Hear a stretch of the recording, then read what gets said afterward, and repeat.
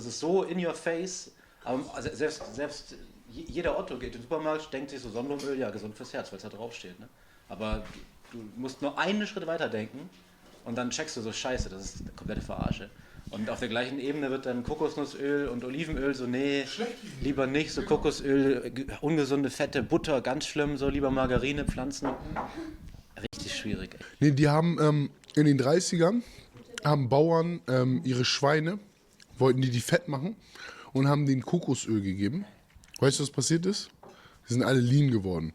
Und dann haben die angefangen, denen Sonnenblumenöl zu geben. Und was ist passiert? Alle fett geworden. Ne? Und das ist schon seit den 30ern bekannt. So, ne?